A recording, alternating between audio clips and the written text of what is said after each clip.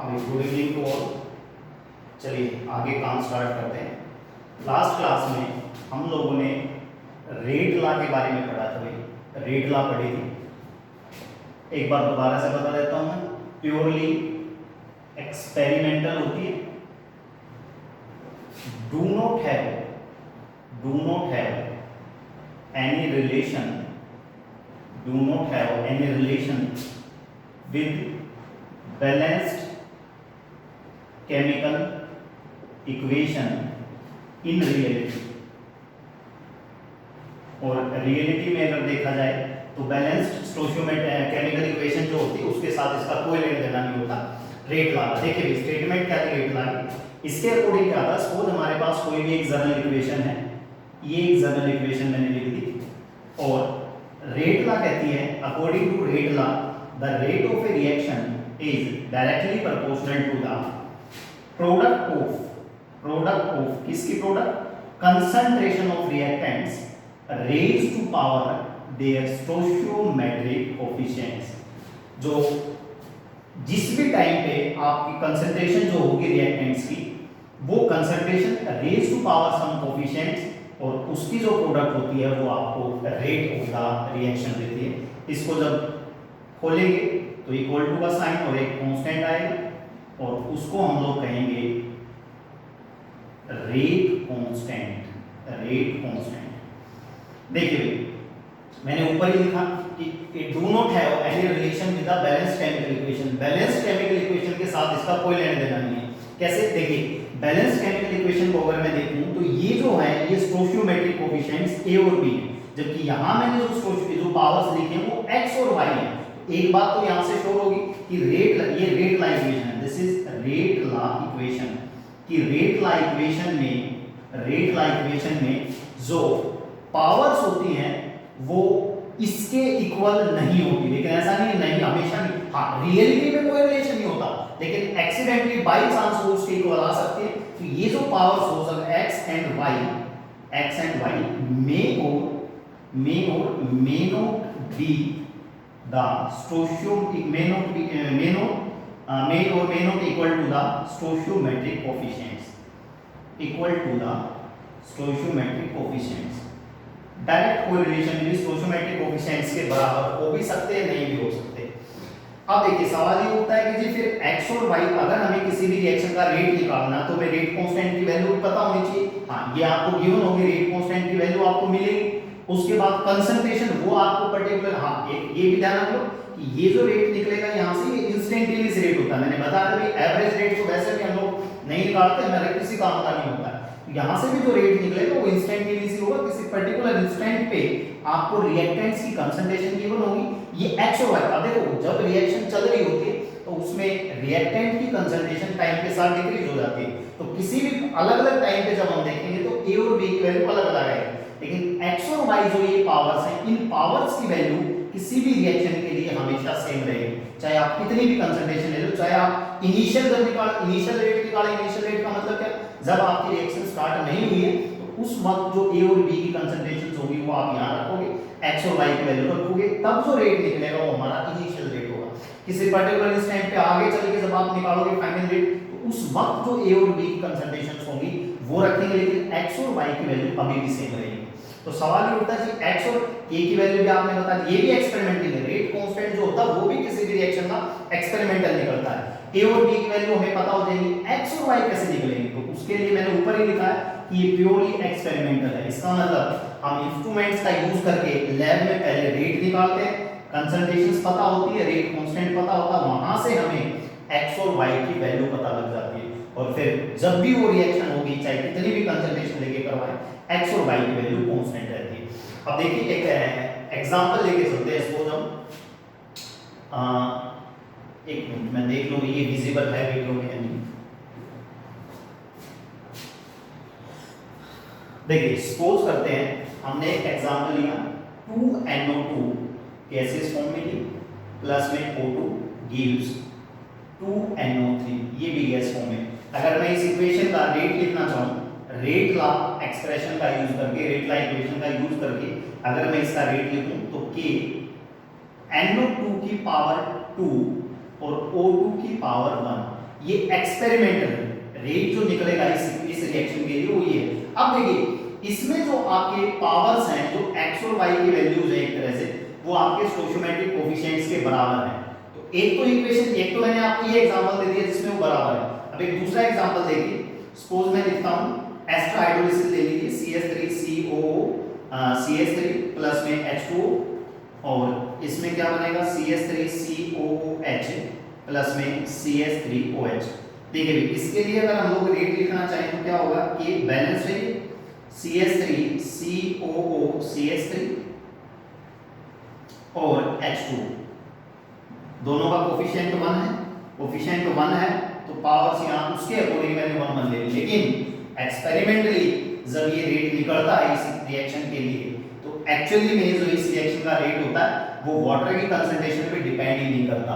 इसका मतलब वाटर, ये जो y की वैल्यू, x की वैल्यू तो 1 होगी, y की वैल्यू कितनी होगी 0। तो यहाँ आप देख सकते हैं कि जो x और y की वैल्यू है वो स्टोइकोमेट्रिक कोफिशिएंट्स के बराबर नहीं है, इसलिए मैंने लिखा may or may not equal to the stoichiometric coefficient. अगर हो जाता तो महज एक इत्तेफाक ही होगा, लेकिन रियलिटी में उसका कोई लेना देना नहीं होता उसके साथ। तो ये आपके पास भाई रेट ला इक्वेशन होती है। अब देखिए एक डिफरेंशियल फॉर्म अगर हमने देखे, हमने पहले किया था कि किसी रिएक्शन का जो रेट निकलता है वो rate minus concentration of react, change in concentration of reactant bye dt भी लिख सकते हैं। तो देखिए ये रेट ला इक्वेशन, एक रेट यहां से निकलता है, इस तरह से भी हम रेट निकाल सकते हैं। अगर मैं इक्वेशन 1 और 2 दोनों को इक्वेट करूं, इक्वेट इक्वेशन 1 एंड 2, तो क्या मिलेगा भाई minus dr by dt is equal to k a की पावर x b की power y, and this is the differential form of rate law equation. ध्यान रखना भाई, ये सिंपली मेरी रेट लॉ इक्वेशन है, ये उसकी डिफरेंशियल फॉर्म है। आगे चल के हम इसकी इंटीग्रल फॉर्म भी निकालेंगे, ये हो जाएगी differential form of rate law equation, differential form of rate law equation. Hope so कि आपको अच्छे से समझ आया। मैं फिर से बता देता हूं भाई, रेट लॉ किसी भी रिएक्शन का रेट निकालने के लिए यूज होती है, प्योरली एक्सपेरिमेंटल होती है, बैलेंस केमिकल इक्वेशन के साथ इसका कोई लेना देना नहीं होता है। एक जनरल इक्वेशन में लेके चलता हूं तो इसके लिए जो रेट लॉ कहती है वो कहती है कि rate is directly proportional to concentration of A B और पावर x एंड y, फिर x और y may or may not be equal to the stoichiometric coefficients. फिर निकलेंगे कैसे वो हम एक्सपेरिमेंट में निकालते हैं। प्रोपोर्शनलिटी को हटाएंगे तो एक कांस्टेंट आता है रेट कांस्टेंट, इसके ऊपर भी खूब सवाल आता है आपका बोर्ड में, तो कई बार सवाल आ जाता है खासकर यूनिट्स निकालना। आपको k की यूनिट्स होंगी तो ऑर्डर दे देगा, ऑर्डर दे देगा तो आपसे यूनिट निकलवा लेगा, तो इसको समझना भी इंपॉर्टेंट है, आगे समझेंगे। उसके बाद ये हमने दो एग्जांपल लिख दिए जिसमें में हो भी सकता है, वो भी आपके सामने होगा, मेन वो भी आपके सामने होगा, लेकिन डायरेक्ट कोई रिलेशन नहीं होता है। चलिए उसके बाद थोड़ा आगे बात करते हैं इसके बारे में।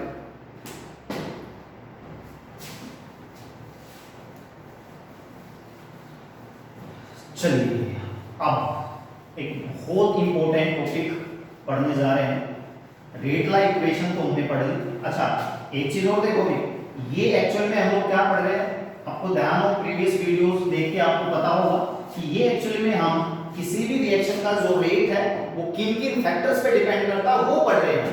तो वहां पे एक फैक्टर था डिपेंड है, rate of reaction depends on the concentration of reactant, तो ये उस फैक्टर पे सारी बात चल रही है। रेट लॉ एक्चुअली में डिपेंडेंसी दिखाती है रेट की कंसंट्रेशन ऑफ रिएक्टेंट। चलिए किसी भी रिएक्शन का रेट हम लोग लिखते हैं, स्कोर जनरल इक्वेशन ही लेके चलता हूं मैं, रेट लिख दिया मैंने, rate is equal to k a to the power x b to the power y। एक तो आप ये समझ लीजिए कि जो रेट कांस्टेंट है इसकी जो यूनिट्स होती है भाई वो फिक्स नहीं होती, वो अलग ऑर्डर के लिए अलग अलग होती है। ऑर्डर क्या होता है वो हम देखिए, किसी भी रिएक्शन का जो ऑर्डर, पहले तो इसकी स्टेटमेंट देखिए, according to rate law, according to rate law, rate of a chemical reaction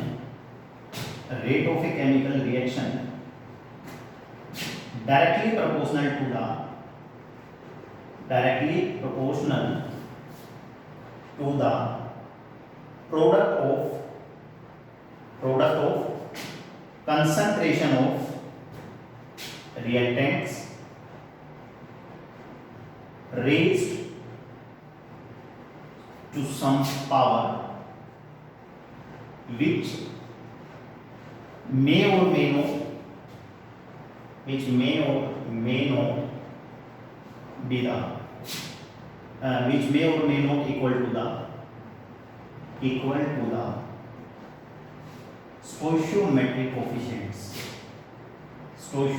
coefficients in balanced chemical equation। चलिए उसके बाद ये x और y जो है इनको एक अलग से नाम दे दिया गया और वो क्या कहलाएगा, देखिए x क्या है, it is the order of the reaction with respect to A। जो आपका A रिएक्टेंट है उसके रिस्पेक्ट में आपका ऑर्डर है वो आपका x होगा। y क्या डिनोट करता है, order of the reaction with respect to concentration of B। अब सवाल ये उठता है ये ऑर्डर क्या नई चीज आ गई, ऑर्डर है। एक्चुअली में ऑर्डर वो डिपेंडेंसी ही है कि किसी भी रिएक्शन का रेट A की कंसंट्रेशन पे कैसे डिपेंड कर रहा है, B की कंसंट्रेशन पे कैसे डिपेंड कर रहा है, उसी को आप लोग एक नया नाम देते हो ऑर्डर। देखिए देखो एक छोटा सा एग्जांपल मैं आपको बताता हूं। सपोज ये मान लीजिए x is directly proportional to y का स्क्वायर, यानी कि अगर y की वैल्यू 2 गुना बढ़ती है तो x की वैल्यू 4 गुना बढ़ जाएगी। यानी कि क्यों, क्योंकि उसकी पावर 2 पे डिपेंड कर रहा है। तो अगर मैं इस रिएक्शन का इस इक्वेशन का देखूं तो इसमें ऑर्डर 2 हो गया, मींस y की पावर 2 पे डिपेंड कर रही है x की वैल्यू। तो अगर y की वैल्यू हम डबल कर देंगे तो ये 4 टाइम्स हो जाएगी, ये 4 टाइम्स कर देंगे तो ये 16 टाइम्स हो जाएगी। इसी तरह से किसी भी रिएक्शन, देखो जरूरी नहीं है भाई कि किसी भी रिएक्शन का जो रेट होता है वो हर रिएक्टेंट के रिस्पेक्ट में एक जैसा हो सकता है किसी रिएक्टेंट के रिस्पेक्ट में ज्यादा हो, किसी रिएक्टेंट के रिस्पेक्ट में कम हो। तो उनकी जो पावर्स होती है रेट ला इक्वेशन में वो उनके इंडिविजुअल ऑर्डर होते हैं।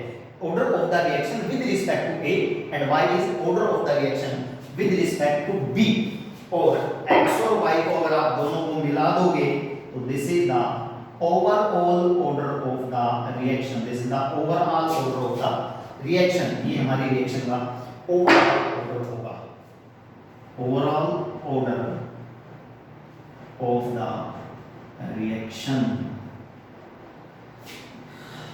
चलिए अब यहां से एक नई डेफिनेशन आ गई, ऑर्डर ऑफ द रिएक्शन क्या होता है। ऑर्डर ऑफ द रिएक्शन क्या, कुछ नहीं, आप जस्ट इक्वेशन पे रेट ला इक्वेशन पे जाइए और रेट ला इक्वेशन में क्या लिखेंगे, x और y क्या है, उनकी powers. Order of the reaction can be defined as the sum of the powers of the reactant terms in rate law equation. Rate law equation के अंदर जो आपके रिएक्टेंट टर्म्स हैं इनकी पावर्स का जो सम होता है that is the order of the reaction. It is the sum of the powers of reactant concentration terms in rate law equation। reactant ना भी हो तो भी चलेगा क्योंकि rate law equation में सिर्फ reactant की concentration ही देते हैं। this is known as the order of the reaction। अब different order की reaction होती है, पहले तो मैं आपको order के बारे में बता देता हूँ। order जो होता है वो भी एक प्योरली एक्सपेरिमेंटल क्वांटिटी है, एक्सपेरिमेंटल वैल्यू है। थ्योरेटिकली इसका किसी से कोई लेना देना नहीं है। थ्योरेटिकली आप किसी भी रिएक्शन का ऑर्डर नहीं निकाल सकते, कोई आप क्या कोई भी नहीं निकाल सकता, मैं भी नहीं निकाल सकता, कोई भी नहीं निकाल सकता। इसके लिए हमें एक्सपेरिमेंटली रिएक्शन का रेट निकालना पड़ेगा, वहां से ये x और y की वैल्यूज निकलेंगी, तब आपके पास ऑर्डर ऑफ द रिएक्शन आएगा। देखो कुछ एग्जांपल्स कर लेते हैं। सपोज आपको दे दिया कि किसी रिएक्शन का जो रेट है उसके लिए रेट ला इक्वेशन आपकी कुछ भी दे दे, मान लो a दे दिया उसकी पावर हाफ होगी, b दे दिया उसकी पावर हाफ होगी। तो ऑर्डर ऑफ द रिएक्शन कितना होगा, यहां से ऑर्डर ऑफ द रिएक्शन कितना हो जाएगा, हाफ प्लस में हाफ 1 हो जाएगा। दूसरा लेके चलते हैं, रेट के a टू द पावर 0, यहां ऑर्डर कितना हो जाएगा, यहां ऑर्डर 0 हो जाएगा। Third, rate is equal to A K a to the power 1/2 b to the power 1, यहां से अगर हम ऑर्डर निकालें तो ऑर्डर कितना हो जाएगा 1/2 + 1 3/2। फोर्थ, अगर मैं रेट इक्वेशन इस तरह से आपको दे दूं a b, अच्छा अगर कोई आपको कहे कि इस रिएक्शन में ऑर्डर जो है वो 1 है तो क्या ये बात सही है, ऑर्डर जो है वो 2 है क्या ये बात सही है, ऑर्डर जो है वो 3 है क्या ये बात सही है, तो जवाब होगा बिल्कुल सही है। 1 जो ऑर्डर है वो a के रिस्पेक्ट में, b जो ऑर्डर है 2 जो ऑर्डर है वो b के रिस्पेक्ट में, और 3 जो ऑर्डर है वो overall order of the reaction. जवाब सवाल ये है कि वो आपसे पूछ क्या रहा है, ऑर्डर तो 1 भी है, ऑर्डर तो 2 भी है, ऑर्डर 3 भी है, लेकिन स्टेटमेंट क्या, अगर आपसे वो रिएक्शन का ओवरऑल ऑर्डर पूछता है तो आप 3 कहोगे, किसी एक के रिस्पेक्ट में पूछता है तो फिर आप उसी की जो पावर होगी वो होगी। तो यहां से अगर मैं ऑर्डर देखूंगा तो वो 3 हो जाएगा। अब देखिए, देखो रे सुनो, एक इंपॉर्टेंट बात, मैंने अलग अलग एग्जांपल्स को लिए आपको ये बताने के लिए कि ऑर्डर जो होता है वो 0 भी हो सकता है, वो एक इंटीजर भी हो सकता है, पॉजिटिव इंटीजर, ये बात ध्यान रखेंगे, वो हमेशा एक पॉजिटिव इंटीजर होगा और एक फ्रैक्शनल वैल्यू भी हो सकती है। हाँ, नेगेटिव कभी नहीं होगा, किसी भी रिएक्शन का ऑर्डर 0 जरूर हो सकता है लेकिन नेगेटिव कभी नहीं हो सकता। तो 0 का एक वो दिखा दिया मैंने आपको, फ्रैक्शंस में भी हो सकता है और एक पॉजिटिव इंटीजर वैल्यू भी हो सकती है। और जनरली जो हमारे ऑर्डर्स होते हैं वो 3 और 4 ऑर्डर तक की रिएक्शंस मैक्सिमम होती है, उसके बाद की जो रिएक्शंस होती हैं वो है ही नहीं, मतलब कहने का मतलब ये बहुत रेयर रिएक्शंस होती हैं। 3 और 4 तक की फिर भी थोड़ी बहुत मिल जाती है। अच्छा, क्या नो ऑर्डर की कोई रिएक्शन होती है? नो, 9 नहीं रहे, कभी 9 समझ जाओ, नो ऑर्डर का मतलब, हाँ, जो एंजाइम कैटालाइज्ड रिएक्शन होती है, एंजाइम कैटालाइज्ड रिएक्शन होती है वो सिंपली इस तरह से रेट लाइक इक्वेशन को ओबे नहीं करती। उनके लिए रेट तो लिखा जाता है, रेट तो निकाला जाता है, लेकिन इस तरह से नहीं निकाला जाता, उनके लिए दूसरी तरीका होता है। तो एंजाइम कैटालाइज्ड रिएक्शंस जो होती हैं उनको हम नो ऑर्डर रिएक्शंस भी कहते हैं। मैं फिर बता रहा हूं, ऐसा नहीं है उनके रेट नहीं निकाले जाते, निकाले जाते हैं, लेकिन ऑर्डर क्योंकि मेरा रेट लाइक इक्वेशन से संबंध रखता है, उससे रिलेट करता है, इसलिए मैं कहूंगा कि और इसके लिए वो लगती है एंजाइम कैटालाइज्ड रिएक्शंस को हम लोग नो ऑर्डर रिएक्शंस भी कहते हैं। तो आपको ये छोटा सा टॉपिक एक ऑर्डर तक समझ आया है, उसके बाद हम लोग आगे किसी भी रिएक्शन का ऑर्डर आपको दे रखा हो तो रेट कांस्टेंट की यूनिट्स कैसे निकालेंगे, या मैं आपको बताऊंगा कि किसी पर्टिकुलर ऑर्डर रिएक्शन के लिए रेट कांस्टेंट की यूनिट्स भी अलग न्यूमेरिकल निकलता है, इससे न्यूमेरिकल सवाल आता है, इससे आपसे कह देगा कि रेट इक्वेशन वो दे देगा आपको, के की वैल्यू दे देगा और पूछ लेगा कि ऑर्डर ऑफ द रिएक्शन क्या होगा। तो वहां पे आपको निकालना नहीं होता, कोई लंबा सा कोई पेन नहीं उठाना होता, जस्ट आपको यूनिट देखनी होती और यूनिट के बेस पे आप लोग बता दो कि ऑर्डर ऑफ द रिएक्शन। चलिए इस क्लास में इतना ही, बाकी नेक्स्ट क्लास में